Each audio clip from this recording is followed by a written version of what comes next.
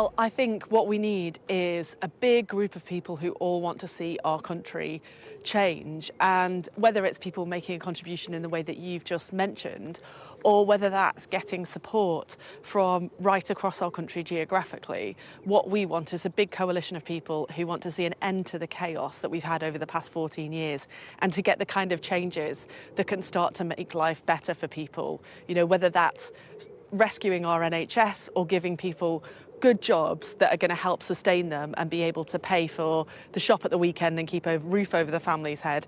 That's the kind of big change that we need to make sure our country does better in the future than it has over the past 14 years.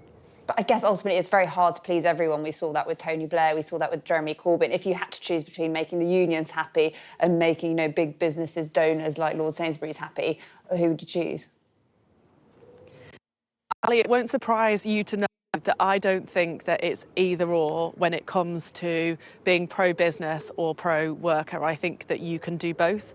And I think that strong economies are ones that pay people decently, where people go to work and they're able to contribute and make our economy grow. And I think that is something that chief executives of companies and general secretaries of trade unions both want right now, because what they've had over the past 14 years has been political instability with a massive economic cost. And I think all of those people want the same thing, which is stability, investment and growth in our economy.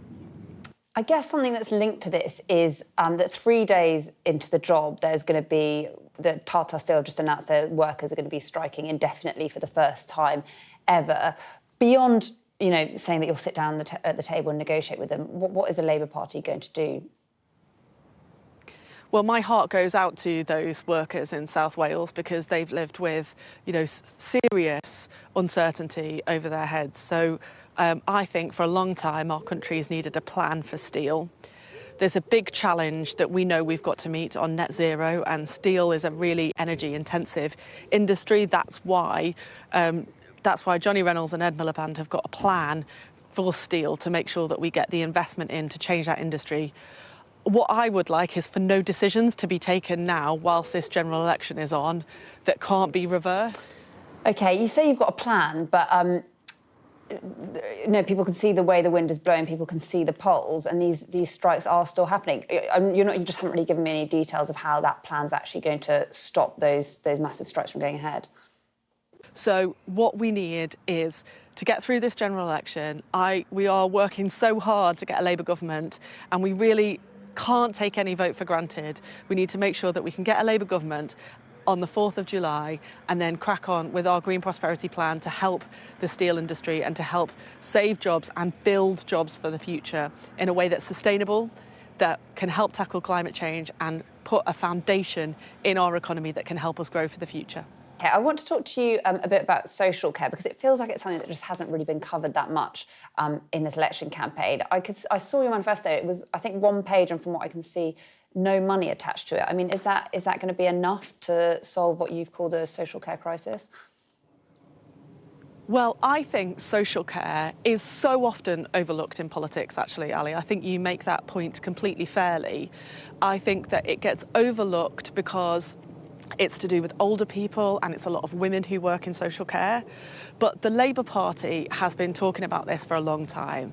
And back in 2021, when we started talking about our New Deal for working people, we knew that we wanted to have fair pay agreements where if you've got an industry where there's just so much poor pay and bad practice, you need a whole industry approach. So we want to have that fair pay agreement for social care, because at the heart of this big crisis in social care are the staff, are the workforce. We lose far too many of them because it's a low-paid job and there's a lot of exploitative practice. On staffing, I know we're running out of time, but would you look again at banning dependents, which is something the government want to do, because a lot of people think that would help with the recruitment crisis?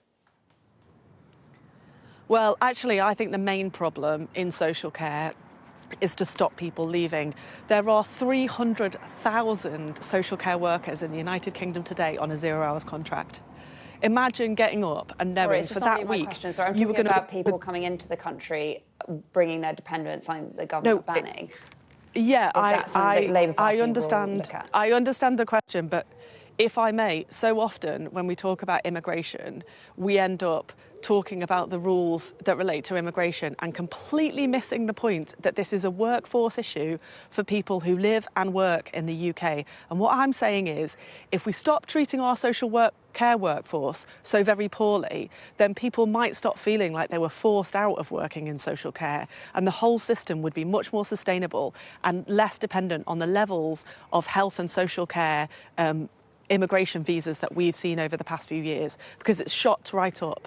So whether you are born here and grew up here, or whether you've come from another country to help support our health and social care workforce, if we stop the bad practice and the exploitation and make the whole system work better so that people who work in social care are properly supported, then I think we won't have this crisis that we have seen with all of these health and social care visas being issued. And that's why I would link the two.